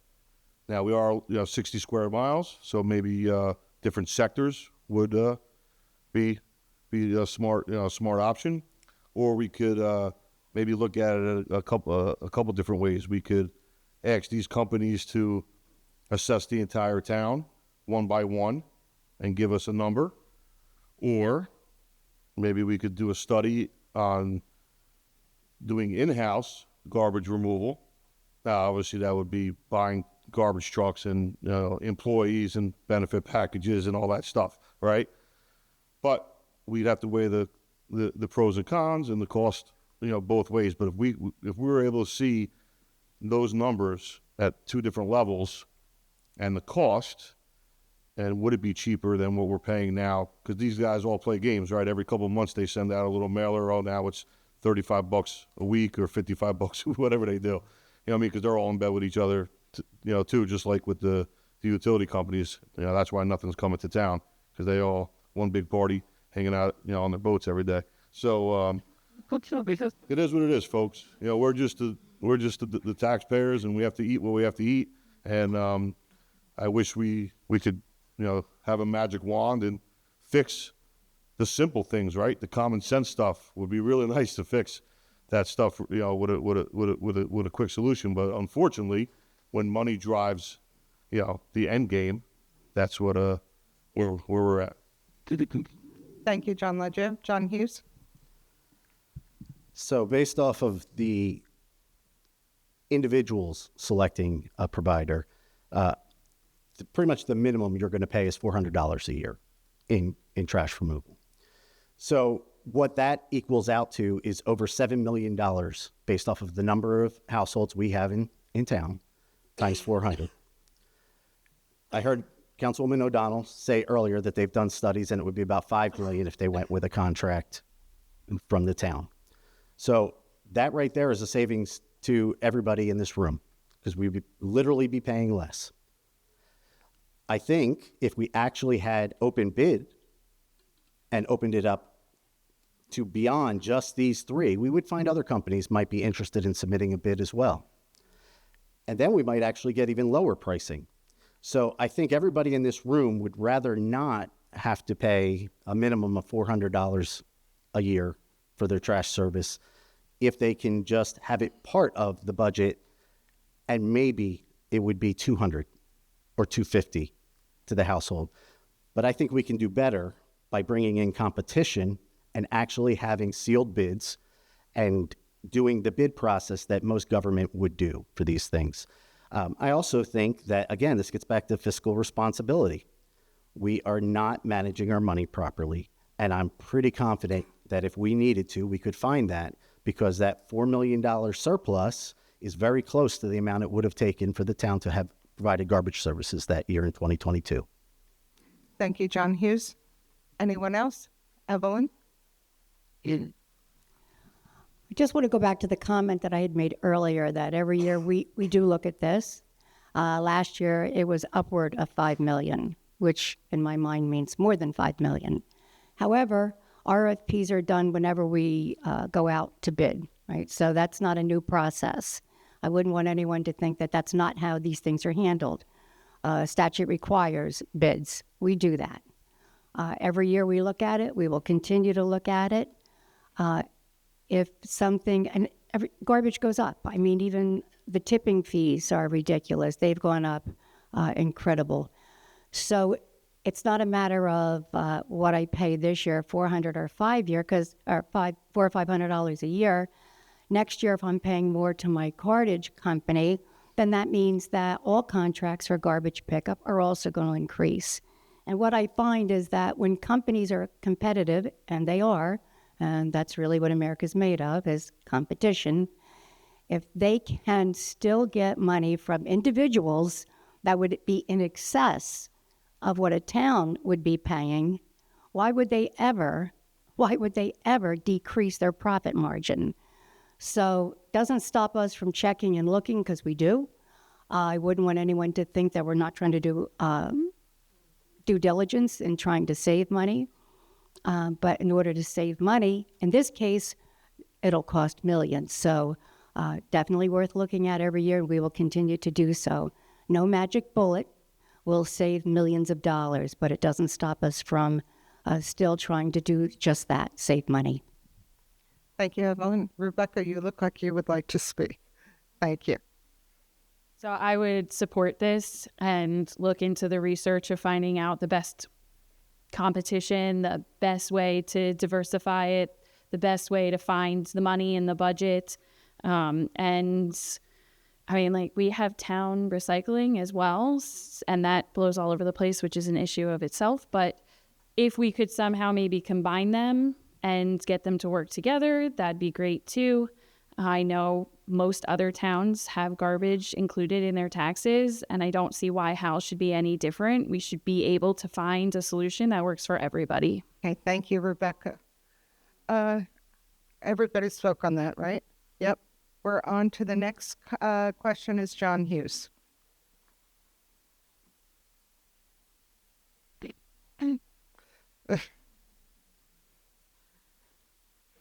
Right, that's in Number 5. some table.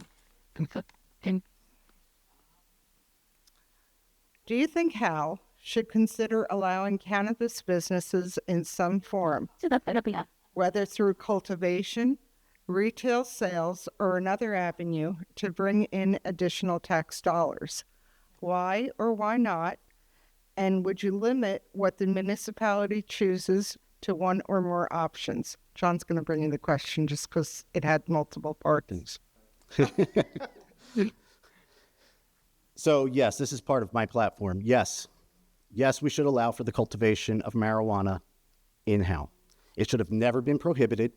Our farmers should be able to grow it as a cash crop. It's very profitable, and it should be available. Now, the more challenging piece is, do we allow the retail sale?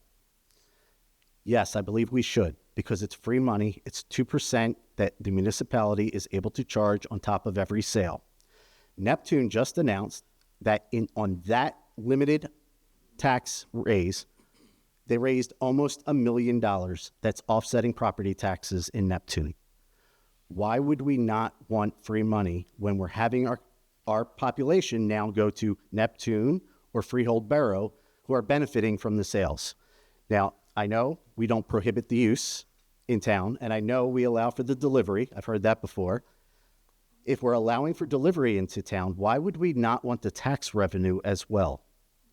It makes no sense to turn away a business which is going to exceed $1 billion in the state of New Jersey this year.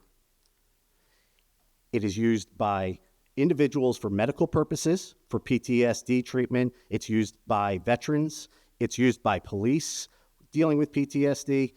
There have been numerous studies about the safety and the use of it. Do I want it next to a school? Of course not.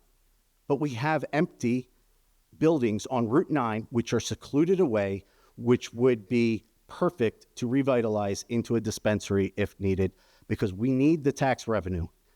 That tax revenue can offset the property tax increases, the annual raises that are being given out.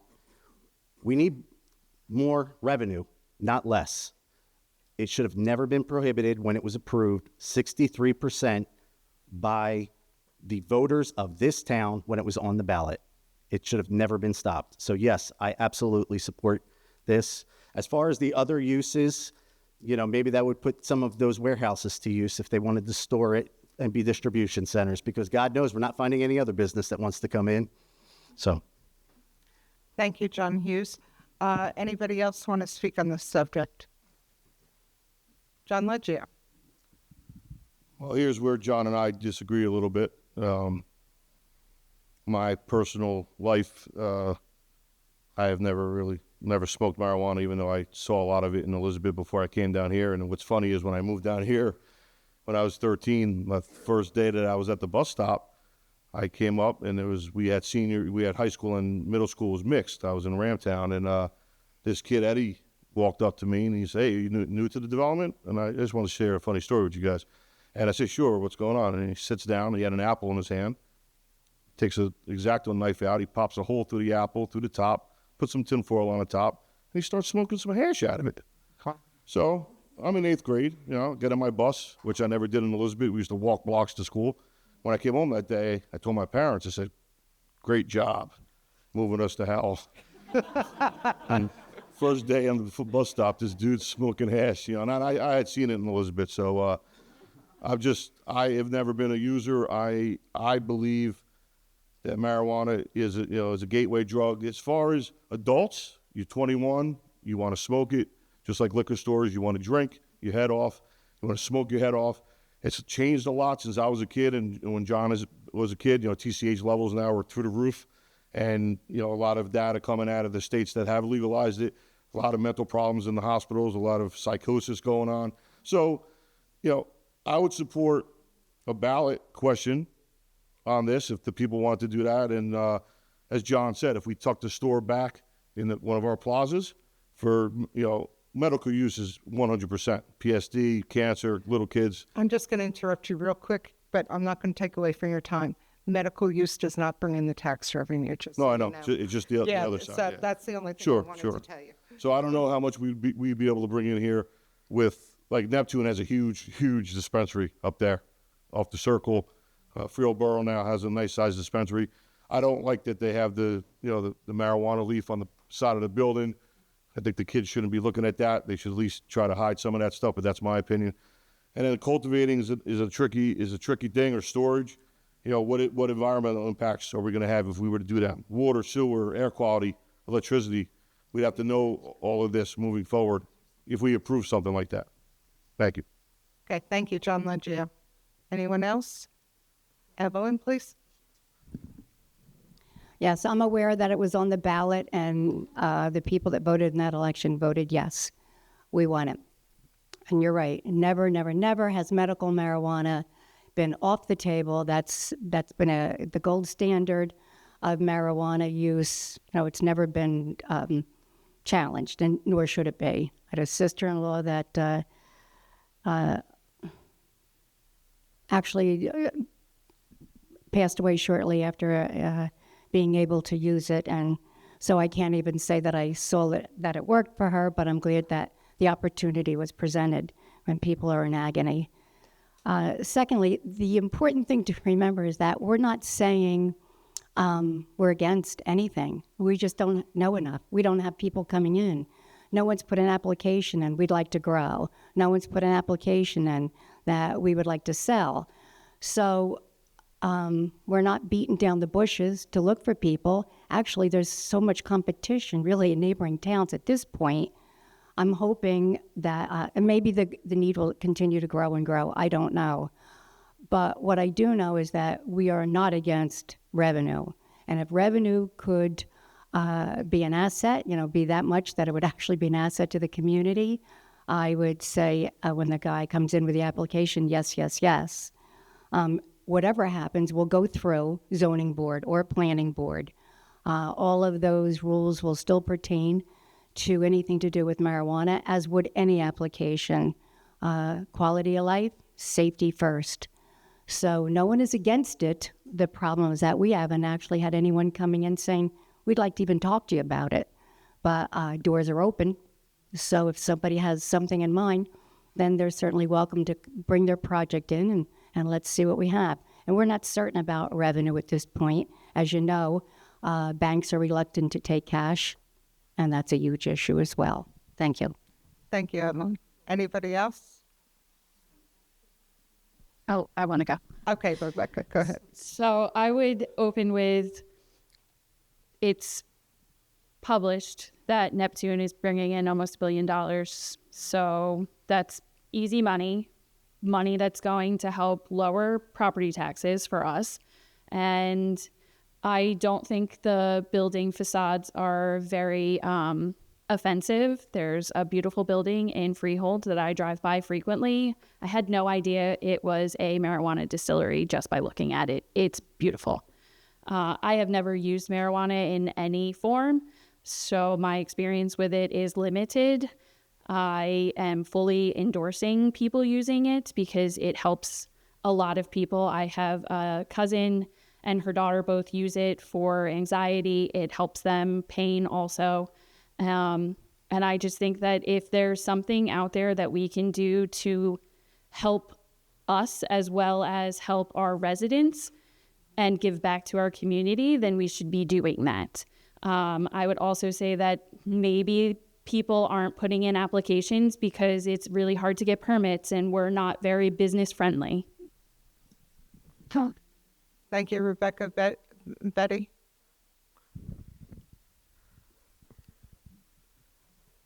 I agree with John Leggio.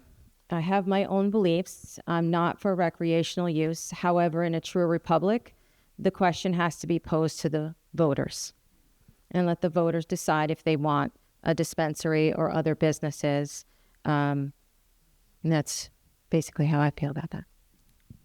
Thank you, Betty. The last round robin question. I hope it's two. So there's one extra. Did everybody get a question? Okay, then I don't know how to count, but go ahead. Give John Leggio the last question.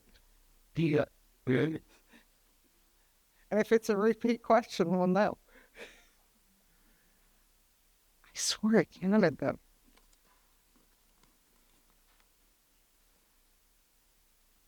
I'm going to give you the other question because you spoke about this already. And the other question, I hope you don't mind, but I know that you're going to like speaking on this other question. And everybody else will be able to. This question that I'm not giving you was, how do you plan to enhance recreational things? I forgot to take it off the list once I got the other 4 questions. I apologize. That's a time deal. no, because I don't have another person to lead on, and I know John Leggio is going to want to lead on this. What's it? 8:47. Normally I'm in bed by 9 o'clock. You'll be home. Residents have expressed concerns, John Leggio, about investors buying single-family homes. I had to look up how I wrote Of about this topic. and renting them out as multifamily units. I wrote about this, I think, 2 years ago in Rampton is where I got that. Do you believe Howell has taken sufficient steps to address this issue, or do you have a better solution? All right. So in the last few months, our land use code enforcement officers have redid a bunch of the ordinances that our council has voted on. So this is a good thing. To Councilman Evelyn's credit, and Mr. Gazer and everyone else that's up there, okay? They have tightened these rules. And I think there's a handful of these LLCs who are bad actors. Not all of them, obviously. Depending on what part of town you live in, you know, if you come off 195 and you head south on Route 9, west, east, to the Ramptown section, to Glen Arden, to Candlewood, Freewood Acres a little bit, you're seeing this a lot with some of these bad actors putting multiple families into a home. It's been a hot topic on the campaign trail. I've spoken to thousands of residents about this. Some of them have had some choice words for me. And some of them are just concerned for their safety, for their children's safety. And I feel that what they have done is very proactive. It's just enforcing it. So there's a process. Somebody moves in, it's rented, the town gets a rental certificate, they go through, they check the house, make sure it's safe, they approve a rental certificate. One family moves in. 3 weeks later, another family moves in. People start calling the town. Oh, we got 12 people living in this house, 10 kids, 18 people living in this house. I've seen it all over the areas I've just spoken about. I've been to the houses. I've sat there, watched the people come out in the morning and the people re-enter at night. One house that was just evicted in the Ramptown section, 27 beds, okay, in a 4-bedroom house. Every bedroom was cut into 4, mattress, okay, kitchens, living rooms. There was a cleaning schedule left on the refrigerator for each family. Listen, that's a major issue. Our infrastructure can't handle it. Our school system can't handle it. The roadways can't handle it, okay? Water, sewer, everything, cable. You know, we want to talk about all the stuff that can't handle it. We're putting a tremendous burden on all that stuff. And, you know, you get the people that say, well, John, these people have no place to live. No, it's not that they have no place to live. We need to keep well-managed neighborhoods. And what's good for John Leggio is good for Mr. Hughes and Mrs. Scott and Evelyn and Gimbel and everybody in this room. I shouldn't have to come home and have 15 cars in the street, 30 guys living in a house, noise on the weekends, and then you go over and try to talk to them and they come out and it's, you know, I've heard crazy stories about disparaging comments being made to each other and, you know, neighbors, you know, then you wonder why house after house is going up for sale and we're put into this predicament. I have zero tolerance for it. And if I'm mayor, I 100% support our code enforcement land use to step on their throats. Thank you so much, John Leggio. John Hughes. So I don't think there's anybody in this room that's in favor of that kind of living condition, but you don't have to go to South Howell, Candlewood. Right next to my house is an LLC that purchased when the older resident passed away. Family couldn't sell it initially. An LLC came in and bought it. They had renters. The CO was going off. Nobody was responding. We had to have the fire come out to figure out why this alarm's been going off for 36 hours because, you know, we didn't know if the house next door to us was going to blow up because they made repairs without any permits. They put it up for rental. As far as I know, they don't have a CO for rental purposes. We have to treat them as businesses. They are different than the individual property owners and residents who maybe want to rent out their house because they're going to move to Florida, but they don't want to sell their house yet and use that. These are businesses and have to be treated as businesses. And our fines are too low for the violations for a business. You don't deter a business with a $1,000 fine. They can write that off of the 12 people's rental checks. It needs to be handled like a business, and you deter it, and you get compliance from businesses by holding them financially accountable. You're never going to get people to act responsibly if it's in their financial best interest not to. So we need to enforce the fine structure. We need to change the code so that there are mandatory annual inspections of any business-owned rental unit so that code enforcement can go in and see that they've cut the bedrooms up and made that. Right now, it's only when there's a change of tenancy. That all changed. We changed it That's all changed. to annual? Yearly inspections. Okay, are part of great. New Orleans. If there is an issue with that, we want to get in. If they can't get in, Great. there's a court order. The fines have been increased to $2,000 per day. Still too low. It's too little. And then as far as the eviction process, it will happen quicker. But this is a 2, 3, 4, 5 month process, folks. We just can't do it overnight. And with the winter months coming in the state of New Jersey and other cold areas. John, thank you. Okay, I know you were helping. On point. I'm not. Yeah, All right. We did, yeah. all these ordinances have just been updated, and maybe Evelyn could, clarify a little bit. I was at the meetings when they introduced them. Did you want to say something, Evelyn? Sure. Yeah, obviously, we're very sensitive to this because we've heard people complain, rightfully so, it's safety number one issue. So Mr. Leggio is correct. Fines have been increased. We inspect yearly. I think right now there's 7 COs that have been revoked for rentals. Wow. So we've hired, I believe it's now 3 code enforcers to go around. We've changed one of the schedules. Instead of the man working 8 to 5 or whatever it was, now he's working weekends. So we're trying to do everything we can to cover 24 hours in a day and keep an eye on everything. It is difficult. I know it would be nice if the school system would give us a list too of the children that are coming from what address, so that we would know, ahead of time, maybe even quicker, faster, and be able to respond in a better time frame. They will not. So sometimes I feel like we're working with one hand tied behind our back, but we could use more assistance, from the school system, and maybe that is yet to come. But often, we do know that neighbors see things and they make a call, and it could be anonymous. And I know I've had people say to me, well, why do I have to complain for the town to do their job?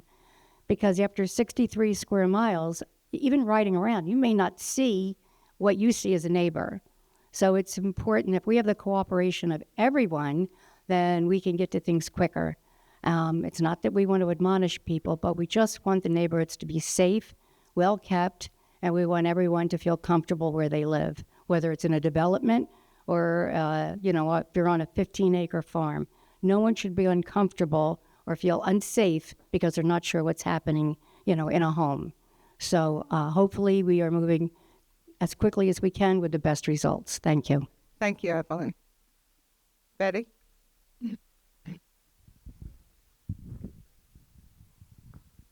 I'd like to just comment on the giving the school system the burden of providing information, that's against the law. There's FERPA privacy laws, and the school system cannot give information about any child at any time. So we cannot put that on the school system. The yearly inspections, that's great, but we all know when someone is coming for the yearly inspection, there are a lot of changes that are made prior to. Suddenly everybody's in compliance. I would like to just, there was something that for the Uniform Construction Code, this is a testament to the housing crisis. It's an incredible strain on our resources. It definitely impacts the quality of life. And yes, the investors need to be held accountable. The Uniform Construction Code grants entry for the subcode officials and the construction official. So UCC 523-229, construction work underway without an issue of permit, that's a violation. So the construction code official is permitted to inspect the property. So if there is some type of a complaint of work being done without permits, the building department can get in there. With respect to existence of a violation after a permit or certificate is issued, well, the violation in this case is occupancy load. So once again, if there is a violation of occupancy load, then the construction official, the subcode official, can take the necessary steps to do that inspection. We don't have to wait for the code enforcement. Thank you. Rebecca, did you have anything to add, or? That's okay. Everybody said a lot. Okay. Closing statements. I almost said closing arguments. Yeah. Evelyn, you're first on the closing statements. Well, I'll be honest. I had something written out, but as the questions have gone round and round, I realized that one of the most important things that I found tonight was just lack of knowledge, statutes, what's really happened, when it's happened, how it's happened. So I think that having experience definitely gives me an edge. Mr. Leggio has experience now on planning board for the couple of years that he's served, but I realized that some things have been said that are not accurate, and not because I believe that they were intentionally trying to mislead anyone. I think it's simply because they don't know. So I will finish the evening by saying that I've committed what I consider my entire adult life to my community. I love this town. I chose to stay here. My family's been very happy here. My 4 brothers, 3 of them had their businesses in Howell. One still does. I will say that it is important that you realize that being on the council requires a lot of time, and we never really know how much time you're going to devote until you actually sit in a seat, and then you do. But I think everybody comes into this meaning well. But I will say it's disturbing that there can be an inference of misinformation simply because people aren't aware. So. And that's regrettable. I will say that I feel that I have an enormous amount of experience in this town. I feel that my record stands on its own. There may be reasons that people don't understand. Some of them are legal issues, and some are personal. But, you only need to ask somebody on council what's happening. And you can go to any meeting, and you do not have to be a member of any board or commission to attend those meetings. So please feel free. Thank you, Evelyn. Rebecca, you're next.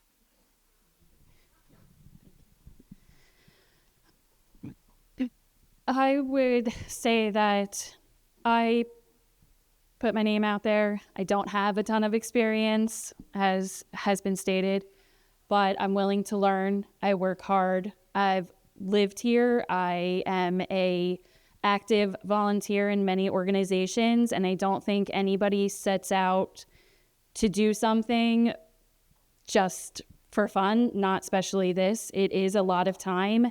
It is a lot of scrutiny. So I think you need to be prepared. And by even throwing your name in the hat, you're showing that you're willing to work, you're willing to compromise, you're willing to show up for your community.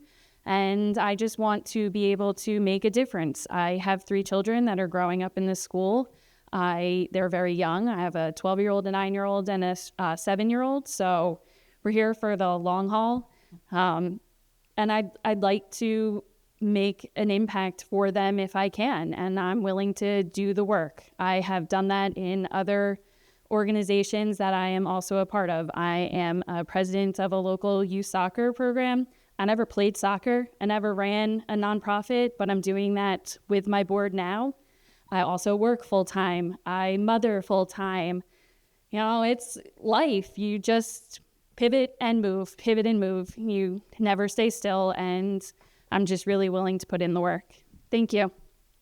Thank you, Rebecca. Betty, next is you. I would like to thank Howell and Jay first for tonight. Give me the opportunity, and Stephanie for your hard work. It's time for change. It's time for someone to be the voice of the people. I am ready and committed. I have already been devoting much of my time for the past few years with the warehouses, the rural character of Howell, with the farming community. I have devoted an incredible amount of time, and I have enjoyed it. Definitely meeting all of the people, speaking with the people, advocating for the farmers. I feel that council is led by the administration. They have not been farm friendly, and they have not been business friendly. And I did not feel that council was knowledgeable in areas that we have needed. And I am committed. So if you think that Howell needs to change the direction and preserve its rural character and charm, then you should be voting for me, Betty Velez Gimbel. But if you're happy with what's happening now, the warehouse development, the waste transfer stations, and the overdevelopment, then cast your vote for Evelyn. There are 2 things on this ballot: the past and the future. You decide. Thank you, Betty. John Leggio, you're going to make it home to bed. You want to come and tuck me in? No? I'm my bodyguard. Another John. All right. Listen, we got to go joke around a little bit, right? A lot has been said tonight, and as just to touch on what Evelyn said as far as experience, she does have a lot of experience. She's been here a long time. The big difference between her and I is she has a lot of strings attached to her, and I don't. I hate to say it, but it's the truth, and truth matters. And it's, in my opinion, I think it was time for Evelyn to retire. But a lot of council committee members put her up again because I felt there was probably nobody else to run. A bunch of us went to run, and they denied us, and that's the path I chose. So here I am, and let's just close this up. Real quick. Thank you for joining me tonight and dedicating your valuable time to learn about our candidates when you could have spent this valuable time with your families. I believe we need new leadership, and I could bring some fresh perspectives and effective solutions to our community. My campaign message is simple: accountability for elected and non-elected officials, community first and foremost, community over politics, and transparency with our residents and officials. We do need new leadership. For too many years, the good people of Howell's voices and concerns have been drowned out by unproductive infighting amongst our council, and we need a leader in the mayor's chair who's going to be the voice of the people and will focus on making sure our council members are working together for the best interest of our community. As you could tell, I'm a straight talker, and I believe I'm the right person for the job at the time. Having run my own business for all those years, I do bring a unique set of skills, and I believe that will enhance our council ability to work together, effectively and benefit our taxpayers. It's crucial to remember that I'm, not going to make empty promises. My commitment is to serve with integrity and transparency, ensuring that I act in the best interest of the people. Together, we could achieve meaningful change and make our community a better place for everyone. Thank you for your support. and I look forward to working for all of you. Thank you, John Leggio. John Hughes. First, Stephanie, I want to thank you. The questions were great. The way you moderated us was phenomenal. So thank you for trying to make this as balanced and as even for all of us. I want to thank everybody who's here because I wasn't expecting much of a crowd, and seeing this many people show up to actually listen is encouraging because we do need new ideas and change in Howell.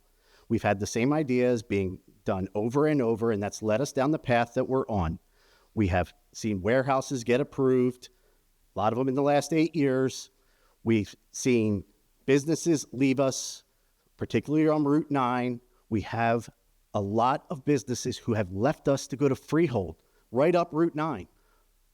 Why did Lidl find it not good to do business in Howell? Why did IHOP move to a lesser location? Why does AMC and Regal not want to take over the Escape movie theater? Why are these businesses leaving us? Why is no one asking that question on council and finding out the answer? Why are we not bringing the business people in? Look, in my job, I deal on multi-billion-dollar contracts all the time. I hold people accountable all the time. I investigate fraud, waste, abuse as a living. I can tell you without even getting in there that we're going to find waste in that budget. I can guarantee it, and we will find it quickly. So what I'm asking from you is to give me the opportunity to get in there, bring integrity back, and find how we can make this town accountable to you again, instead of party bosses or anybody else who wants to pull strings. Thank you. Thank you, John Hughes. I think everybody talked, right? I want to thank you all personally. I'm going to turn to Mark Parisi. I don't know where he is to close out the evening. Guys, I don't live here, but I think I'd vote for all of you and exchange you for right? Exchange them for the council that I have right now. So don't tell anybody. They're going to see the spelling. Well, there are a lot of people to thank. First, I want to thank all the audience that came out here tonight. It means a lot to us that you guys came out to be here in person, although we were live streaming it and it's being recorded. Second, I want to thank all the candidates for coming. I thought all of your dialogue was very thoughtful and engaging, largely respectful. I appreciate that you guys are running for council. It's not easy. It's a huge time commitment. You're putting yourself out there for a lot of criticism. And I think you guys deserve all the credit in the world. So I thank you guys for being here tonight. I want to thank Stephanie. I handed this off to you a few weeks ago and said, it's yours. Run with it. Make it your own. I think you did a great job. It was as much a surprise to me to see how you were going to run this event as it was for everyone else in this room, because when I handed it off, And I think you did a phenomenal job, and I really appreciate it. So that's all we have. Thank you.